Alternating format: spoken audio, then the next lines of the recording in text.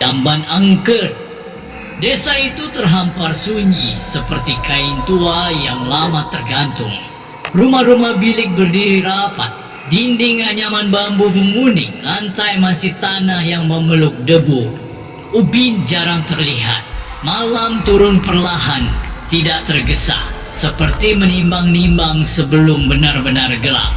Di kejauhan, empang memantulkan cahaya bulan pucat. Airnya tenang, terlalu tenang, seolah menyimpan rahasia. Beberapa hari lalu, desa itu diguncang kabar. Seorang perempuan hamil ditemukan tak bernyawa di tepi empang.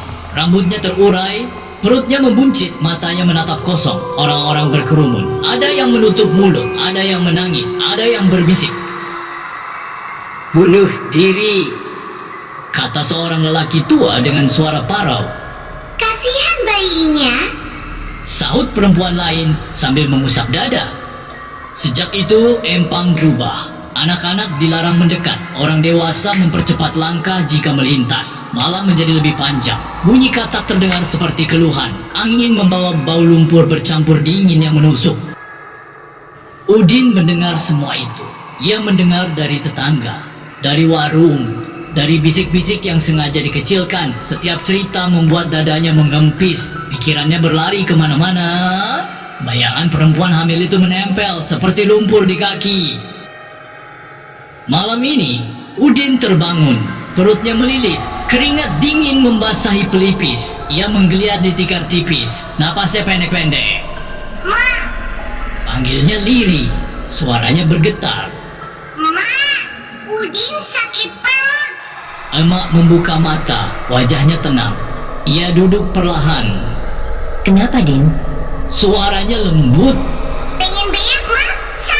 Sakit banget." Udin meringis, tangannya memegang perut. Emak melirik ke arah bapak yang tertidur pulas. Dengkur kecil terdengar. Emak menghela napas pelan. "Bapakmu capek. Tidur saja. Kamu ke empang sendiri ya." Udin terperanjat, matanya membesar. "Empang?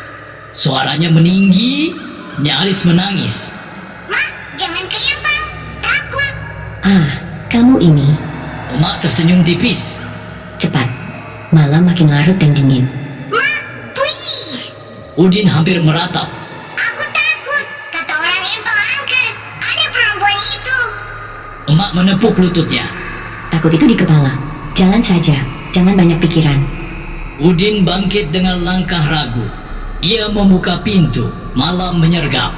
Udara dingin menampar wajahnya. Di teras, bayangan pohon bergerak pelan. Jangkrik bersaut-sautan. Empang tampak seperti mata gelap yang mengawasi. Udin berdiri kaku, giginya beradu, tangan gemetar, takut. Aduh, gumamnya. Kenapa harus sekarang? Ia melangkah satu langkah, lalu berhenti. Bayangan perempuan hamil itu muncul di pikirannya. Rambut basah, perut besar, senyum aneh. Tidak, Udin berbisik. "Aku tidak berani." Ia berbalik, berlari masuk rumah. Pintu ditutup dengan bunyi keras.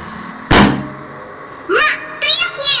Ma, aku tidak bisa. Aku takut." Emak terkejut. "Kenapa lagi?"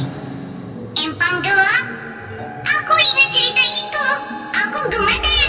Antar aku, Ma." Emak terdiam. Wajahnya tetap tenang, tetapi matanya bergerak ke arah pintu. Ia menelan ludah. "Emak juga takut, Din. Katanya jujur. Malam begini, sepi. Udin ternganga. Mak juga takut? Takut itu wajar, Jawab emak. tapi kamu harus berak." "Terus bagaimana, Ma?" Udin hampir menangis. Emak berpikir sejenak. Ia menoleh ke sudut rumah yang gelap. "Belok pojokan saja, nak."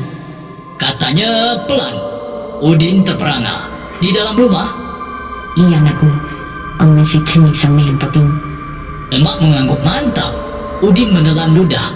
Perutnya kembali melilit. Ia mengangguk lemah. Malam makin sunyi. Jangkrik menguasai udara. Udin berjalan ke sudut rumah. Tanah dingin di telapak kakinya. Napasnya berat. Ia menurunkan celana perlahan. Tubuhnya gemetar. "Ma, di sini ya." Emak mengangguk dari jauh. Cepat. Udin bersiap jongkok. Tepat saat lututnya menekuk, emak mendadak berteriak. "Jangan di situ." Teriak emak. Udin terlonjak. hampir terjatuh. Kenapa, Mak? Suaranya melengking.